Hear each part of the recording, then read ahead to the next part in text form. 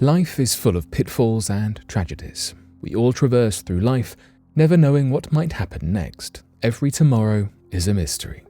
So today, here at Unexplained Mysteries, we'll be taking a look at 3 heart-clenching occurrences.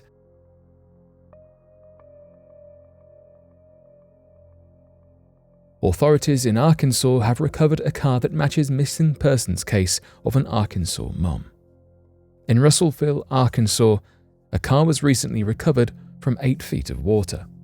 According to the Pope County Sheriff's Office, the car's description perfectly fits that of a missing woman from over 20 years ago. Inside the vehicle, which was a blue Ford Tempo, were human remains. Police claim that the car likely belonged to Samantha Jean Hopper, who disappeared on September 11, 1998, alongside Courtney Esther Danielle Holt, her 22-month-old daughter. The memorial fund that Hopper's loved ones established claimed that Samantha was 9 months pregnant at the time. The sheriff's office claimed Samantha was reported to have been traveling to drop her daughter, Courtney Holt, off before continuing on to a concert in Little Rock. However, Samantha, her daughter, and her blue Ford Tempo were never located. A non-profit group called Adventures with Purpose found the car.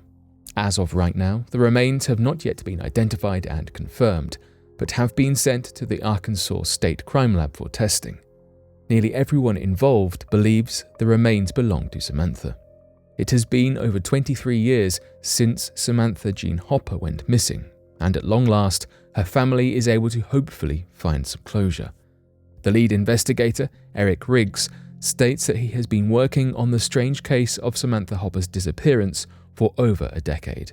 To quote Riggs, "This is one of those cases your family knows about, your kids know about, and it's emotional." When she passed away, Samantha Hopper left her eldest daughter, Desiree Carpenter, behind. Desiree now resides in Florida and states that she is glad her sister and mother's remains have been discovered at last, allowing for a proper burial and relief that comes with no longer living in the unknown. Carpenter's husband has said, "My wife's mother was a loving mom, doing her best one day at a time to take care of her kids when she mysteriously went missing. This left many open wounds and even more unanswered questions. The memorial fund put up by Carpenter and her husband allow for proper funeral costs for both mother and child is a relief for Carpenter, as in life her mother did not have life insurance due to her low-paying waitressing job." Desiree Carpenter publicly thanked the public for their support. "Thank you for sharing your stories and support with our family. It has made this moment possible. Please respect our privacy as we begin to process 23 years of emotions." Adventures with Purpose posted on their site about their finding of the car.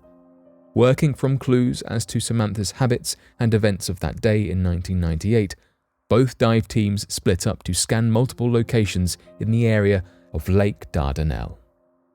They found the car in the depths of the Illinois Bayou, after locating it with sonar signals and sending a diver to check out the car.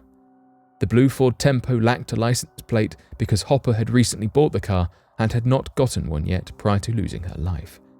Once the diver confirmed it was the right vehicle, the team dialed 911 and got authorities on the scene. The divers stated about Hopper's family's reactions. While it was gut-wrenching to have seen the tears stream down their faces as they were told the news, it was also incredibly heartwarming to see the smiles on their faces and the weight release from their shoulders, knowing they were potentially bringing their loved ones home. Adventures with Purpose posted, "It is our honor to have brought Samantha home. Alongside the advice to everyone, hug the ones you love, for you never know when it might be the last time you see them." The moment a woman is dramatically rescued from freezing Ohio River. Captured police footage shows an awe-inspiring rescue made in Alliance, Ohio. Authorities pulled a terrified woman out of her SUV just as it was sinking into the icy and treacherous Mahoning River. In the video, the woman can be heard screaming out in fear at the officers attempting to rescue her.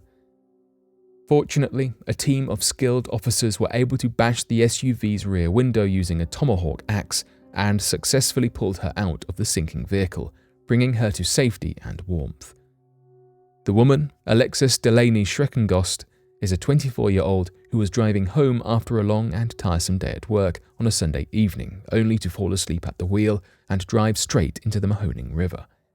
The shock woke Alexis, who managed to dial 911. The operator stayed on the phone with her for the duration of the whole rescue operation. 911 operators dispatched the fire brigade and police to her destination. The SUV, in the meantime, began to fill with freezing water, gradually sinking. Alexis climbed to the back seat as the car sank front first. David Bear, the police lieutenant, told a local newspaper they communicated well and got her out of the vehicle. If these officers had been late by 30 seconds, I don't know if she would still be here. Abby Lynn Patterson's disappearance. 20-year-old Abby Lynn Patterson didn't get to do things that most young people do in their 20s. She did not get out to go partying with her friends, go to university, spend meaningful time with her family, or achieve her goals in life. Instead, she vanished from the lives of her loved ones. On the day of her disappearance, Abby Lynn Patterson went to Lumberton, North Carolina, where she grew up in order to see and spend time with her mother. It was an exciting visit full of hope for Abby's future because she had successfully graduated from North Carolina's Addictive Rehabilitation Center located in Charlotte after she had suffered from a difficult substance addiction.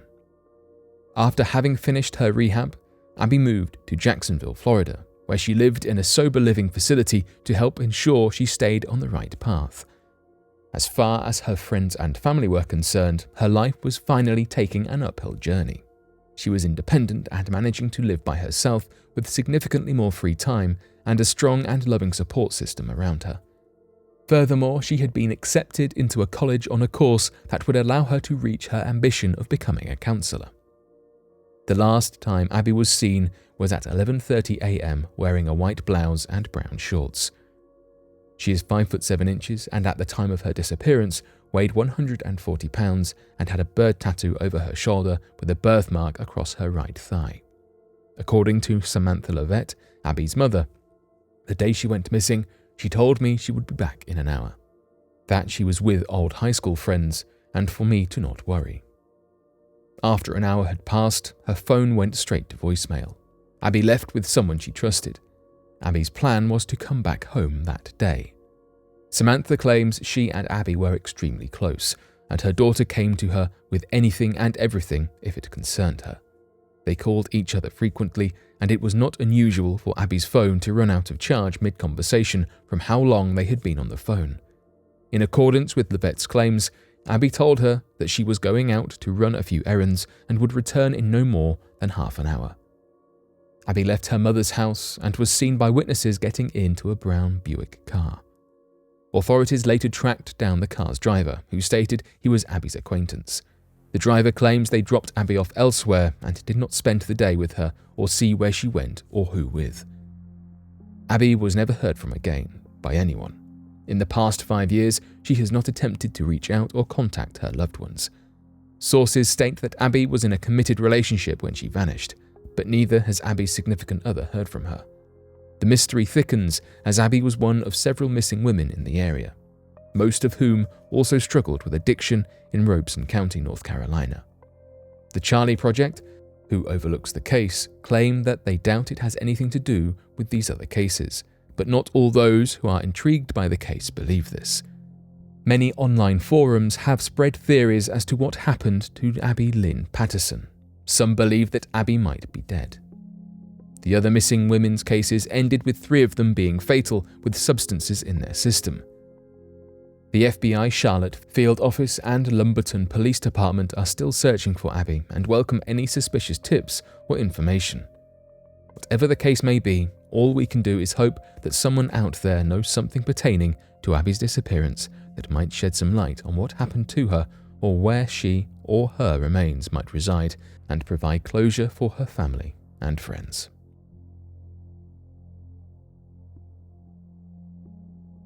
But what do you make of these mysterious disappearances? Be sure to let us know your thoughts in the comments section below and help us by growing this community while working to solve these unexplained mysteries. Thank you for watching, and don't forget to subscribe for more videos.